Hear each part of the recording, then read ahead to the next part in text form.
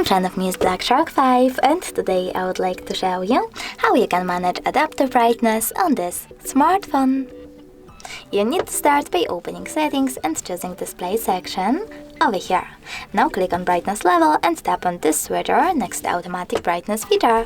As you can see, now it's green. That means that outer brightness is on, but you can always turn it off by choosing the same switcher.